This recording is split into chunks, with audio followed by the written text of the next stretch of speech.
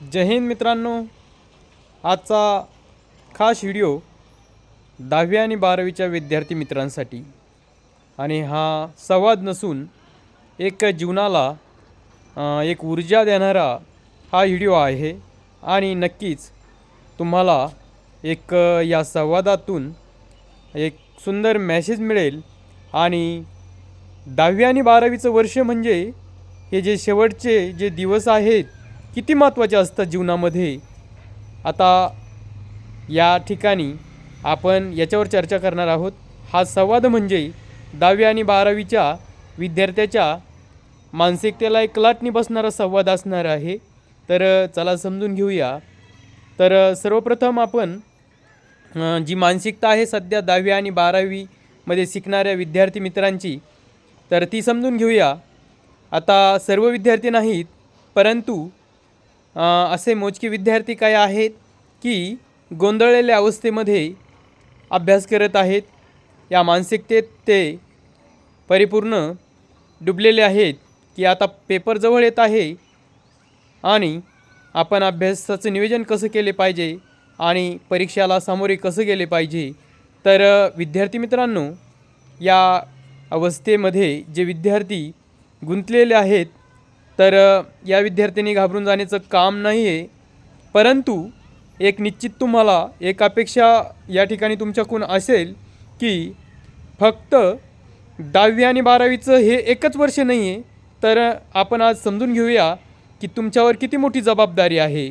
तर हे तुमचं फक्त 10वी आणि 12वीचं वर्ष एक वर्ष नसून तर त्यामागं किती महत्त्वाचे मुद्दे दडलेले आहेत ते सुरुवात करूया। तर 10वी 12वीचं वर्ष म्हणजे हा एक महत्त्वाचा आज टॉपिक आहे आणि त्यावर आपण बोलत आहोत। तर मित्रांनो, 10वी 12वीचं वर्ष म्हणजे तुम्ही मनापासून आठवा की तुम्ही कोणी बालवर्गापासून किंवा कोणी पहिलीपासून तुमचा जो प्रवास सुरू झाला, तर ती सुंदर आठवण म्हणजे 10वी 12वीचं वर्ष। कारण फक्त हे एका वर्षापुरतं मर्यादित नाही मित्रांनो, तर हा जो तुमचा बालवर्गापासून किंवा पहिली दुसरी तिसरी या 10 वर्षामधल्या ज्या अनुभवाच्या ज्या शृंखला आहेत, जी साखळी आहे, तर हा जो अनुभवाचा साठा आहे तुमच्याकडे, ते म्हणजे 10वी 12वीचं वर्ष मित्रांनो। कारण तुम्ही ज्या वेळेला तुमच्या आईनी किंवा वडिलांनी तुम्हाला शाळेमध्ये पहिली वर्गामध्ये दाखल केलं, तो दिवस सुंदर, तिथूनच तुमचं वर्ष 10वी 12वीचं सुरू झालं मित्रांनो। परंतु आपण फक्त या शेवटच्या कालखंडामध्ये पेपरच्या कालखंडाच्या आधी थोडंसं आपण जर अभ्यासाकडे दुर्लक्ष करत असू आणि स्वतःला सांगत असू की फक्त एकच वर्षे आपण त्यामध्ये काउंट करत असू, तर हे पूर्णपणे चुकीचं आहे। म्हणून आपला आजचा जो टॉपिक आहे तो फक्त 10वी आणि 12वीचं वर्ष म्हणजे नेमकं काय काय त्याच्यामध्ये समावेश आहे हे समजून घेण्यासाठी आहे। आणि नक्कीच तुम्हाला हे सर्व समजल्यानंतर तुम्ही मनापासून या ठिकाणी तयारी लागशान आणि शेवटचा जो कालखंड आहे योग्य रिव्हिजन देऊन चांगलं यश मिळू शकता। यासाठीच आजचा संवाद आहे मित्रांनो। आजचा संवाद म्हणजे तुमच्या मनावर दडपण आणण्यासाठी नाही आहे, परंतु तुम्हाला तुमचं मन जागं करण्यासाठी हा संवाद आहे मित्रांनो, की आपण आता शेवटच्या पेपरच्या आधी कसं राहायला पाहिजे हा महत्त्वाचा विषय घेऊन आजचा व्हिडिओ आपण बनवत आहोत। तर कोणताही ताणतणाव न घेता यापासून तुम्ही दूर राहा, परंतु मेहनत नक्कीच करा। मेहनत करणे म्हणजे ताणतणावामध्ये गुंतून जाणे नव्हे, तर मनावर कंट्रोल ठेवून मानसिकता जपून अभ्यासाकडे आपल्याला स्वतःला नेणे म्हणजे 10वी 12वीचं वर्ष मित्रांनो। आणि तुम्ही आठवा मित्रांनो, प्रत्येक पावलोपावली तुम्हाला मदत करणारे आईवडील असतात, तुमचे मित्र असतात, तुमचा लहान भाऊ असतो, हे सर्वांचे कष्ट म्हणजे 10वी 12वीचं वर्ष मित्रांनो। तर याचं उदाहरण बघूया आपण। ज्या वेळेला कधीकधी जर चुकून तुमचा टिफिन जर तयार नसेल, तर तुमचा छोटा भाऊ, तुमची शाळा जर जवळ असेल, तर नंतर तुम्हाला टिफिन आणून देताना त्याला जे कष्ट झेलावे लागतात, काहींची शाळा दूर असते थोडी, तो कधी सायकलवर, कधी पायी चालत तुमच्यापर्यंत तो टिफिन आणून देतो, याचा अर्थ तुमच्यासाठी त्यांनी कष्ट घेतलेले असतात. म्हणजे त्याचे कष्ट म्हणजेच 10वी-12वीचं तुमचं वर्ष बनतं मित्रांनो. फक्त 1 वर्षाचा विषय नसतो. त्यानंतर तुमची जर फी भरायची असेल, तुम्हाला एखाद्या ठिकाणी काही गरज असेल आर्थिक, तर तुमची आई कधीकधी आपली परिस्थिती नाजूक असेल तर दुसऱ्याच्या शेतात जाऊन जी मेहनत घेते आणि तुम्हाला तो पैसा पुरवला जातो, तर त्या उन्हात राबणाऱ्या आईचे कष्ट म्हणजे 10वी-12वीचं वर्ष तुमचं तयार झालेलं आहे मित्रांनो. म्हणून फक्त 1 वर्षाचा विषय नाही, तर या सर्व विषयामध्ये जे वर्ष सुरू झालं मित्रांनो, तर आधीचे जे पहिलीपासूनचे बालवर्गापासूनचे जेवढे वर्ष आहेत ते त्याच्यात प्लस असतात. म्हणून फक्त 1 वर्षाचा विषय नाही 10वी-12वीचं वर्ष म्हणजे. त्यानंतर तुमचे वडील आजारी असूनसुद्धा कोणत्याही पद्धतीची तक्रार न करता फक्त मुलं शिकली पाहिजेत आपल्यासाठी कष्ट करण्याचं त्यांनी केलेलं धाडस म्हणजे 10वी-12वीचं वर्ष मित्रांनो. त्यानंतर काही विद्यार्थ्याची जी बहीण आहे ती पण तुमच्यासाठी कधीकधी मदतीचा हात पुढे करणारी, जी तिची मनोवृत्ती आहे, ती मानसिकता आहे, तिची मेहनत आहे, ती सर्व या वर्षामध्ये प्लस होत असते मित्रांनो. म्हणून हा 1 वर्षाचा विषय नाही मित्रांनो, तर पावलोपावली तुम्हाला या सर्व व्यक्तीकडून मिळालेली मदत म्हणजे 10वी-12वीचं वर्ष मित्रांनो. म्हणून आपण आपली मानसिकता गुंतागुंतीमध्ये न ठेवता योग्य प्लॅनबद्ध आपलं नियोजन करून मनावर कोणतंही दडपण न घेता या सर्व कष्टाची जाणीव ठेवून आपण वाटचाल करणं गरजेचं आहे. कारण हा संघर्षाचा कालखंड उद्याचं तुमचं सामर्थ्य निर्माण करण्यासाठी आहे मित्रांनो.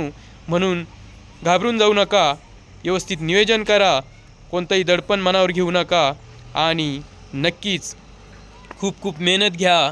आणि तुमच्या मित्राचं तुम्हाला सहकार्यच असतं, तर या कालखंडापुरतं पेपरपुरतं स्वतःला असे जग बनवा तुमचं की त्याच्यावर कोणत्याही दुष्परिणाम न करणाऱ्या घटकापासून तुम्ही दूर राहा मित्रांनो. तर तुमच्यापाशी जे परीक्षावर तुम्हाला इफेक्ट टाकणारे घटक आहेत, वाईट परिणाम करणारे, त्यापासून या कालखंडामध्ये दूर राहणं गरजेचं आहे. कारण हा 1 वर्षाचा विषय नाही मित्रांनो. आत्ताच आपण चर्चा केली की 9 ते 10 वर्षाचा कालखंड हा मागून तुम्ही चालत आलेला कालखंड म्हणजे 10वी-12वीचं वर्ष असतं. म्हणून आपण फक्त अशी मानसिकता न ठेवता की फक्त आपलं 1 वर्षाचा विषय आहे, तर त्यामुळं आपण काय होतो, मागं खेचल्या जातो. आपली मानसिकता फक्त 1 वर्षाचा विषय म्हणून विचार करतो आणि आपल्याला अपयश येतं मित्रांनो. म्हणून हे टाळायचं असेल तर आपले आधीचे जेवढे कष्ट आहेत ते आठवणं गरजेचं आहे. तरच आपल्याला समजेल नेमकं खरा अर्थ की 10वी-12वीचे वर्ष म्हणजे नेमकं काय आहे. आणि सर्व वर्षे आपल्याला आठवतील आणि पावलोपावली आपल्याला आपल्या मित्रांनी केलेली मदतसुद्धा आठवेल. कारण मित्र सर्व वाईट नसतात. तुरळक मित्र असे असतात की दिशाहीन झालेले असतात, परंतु नकळत तुम्हाला त्यांची मदत मिळालेली असते आणि त्यांची मिळालेली मदत म्हणजे तुमचं 10वी-12वीचं वर्ष असतं मित्रांनो. आणि आपल्या आईवडिलांनी पाहिलेलं स्वप्न म्हणजे 10वी-12वीचं वर्ष असतं मित्रांनो. आणि तुम्ही या स्वप्नांसाठी कष्ट केले, ते कष्ट म्हणजे 10वी-12वीचं वर्ष असतं मित्रांनो. आणि आपल्यासाठी फक्त आपल्या आईवडिलांना ज्या वेदना झेलाव्या लागल्या मित्रांनो, ऊन वारा झेलून किंवा काबाड कष्ट करून जो त्रास आहे ते म्हणजे 10वी-12वीचं वर्ष असतं मित्रांनो. आणि आपल्या आईवडिलांनी बघितलेलं स्वप्न आणि भविष्यात त्यांना असं वाटतं की आपले मुलं हे शिकल्यानंतर उंच भरारी घेतील आणि आपण अभिमानाने लोकांना किंवा पाहुण्या रावड्यामध्ये आपली महती गाऊ आणि अभिमानाने सांगू की आमच्या मुलांनी आमचं नाव कमावलं. ही जी शान आहे त्यांच्या मनामधली, ते म्हणजे 10वी-12वीचं वर्ष असतं मित्रांनो. अशा अनेक गोष्टीसाठी आपण 10वी-12वीचं जे वर्ष आहे तर याच्यामध्ये अंतर्भाव करू शकतो. म्हणून जे विद्यार्थी आहेत फक्त 10वी आणि 12वीचं वर्ष म्हणजे नुसतं पेपरमधून पास होऊन बाहेर पासआउट होणे असं समजत असेल तर हे साफ चुकीचं आहे मित्रांनो. 10वी-12वीचं वर्ष तुमच्यासाठी फक्त एक परीक्षा देऊन पास होणं जरी असलं, परंतु तुमच्या मागे जे बॅकग्राऊंड आहे बालवर्गापासून तयार झालेलं, तर या सर्वांसाठी 10वी आणि 12वीचं तुमचं जे वर्ष आहे खूप महत्त्वाचं आहे मित्रांनो.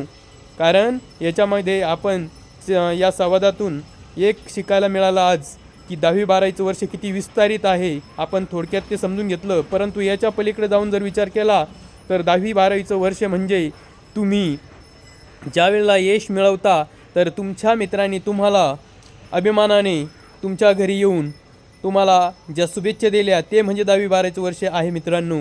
मग या सर्व गोष्टी याच्यामध्ये प्लस झालेल्या असतात.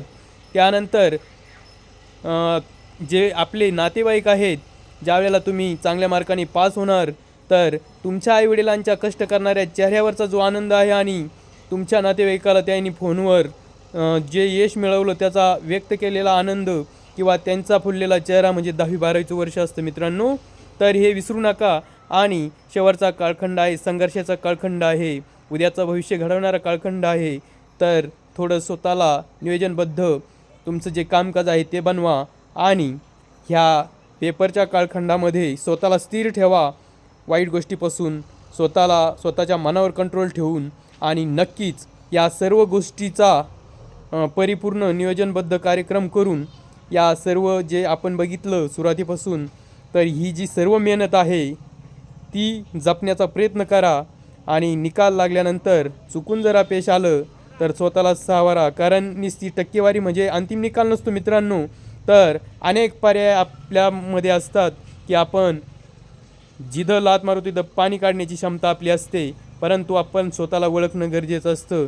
म्हणून हे पण विसरू नका की तुमचा लागलेला निकाल जे मार्कशीट आहे तो फक्त एक तुकडा आहे, परंतु तुम्ही तुमच्या आईवडिलांसाठी तुमच्या आईवडिलांचा काळजाचा तुकडा असता, हे पण विसरू नका. कारण यश आणि अपयश हे येतच असतं, परंतु कसं सावरायचं हे आपल्यावर डिपेंड असतं. जोपर्यंत आपण मनात हरत नाही तोपर्यंत आपल्याला कोणीच हरवू शकत नाही. आणि जर आपण आधीच मनात हरलो तर युद्धभूमीमध्ये लढण्याची आपल्याला गरज नसते, कारण आपण आधीच मनात हारलेला असतो आणि आपल्याला यश कधीच येऊ शकत नाही. म्हणून या सर्व गोष्टी समजून घ्या आणि मनापासून पेपर द्या मित्रांनो. तयारी करा तुम्हाला पुढील भविष्यासाठी, परीक्षासाठी आणि पुढच्या पाऊलवाटेसाठी खूप खूप शुभेच्छा. आजचा जो महत्त्वाचा विषय होता आपण संवाद साधला, नक्कीच तुम्ही फॉलो करा आणि स्वतःला समजून घ्या की तुमची क्षमता काय आहे. तर नक्कीच तुम्हाला हा संवाद उपयोगी पडेल अशी अपेक्षा करूया. आणि ज्या चांगल्या गोष्टी आहेत या संवादातून तुम्ही घेण्याचा प्रयत्न करा. जय हिंद, जय भारत, वंदे मातरम.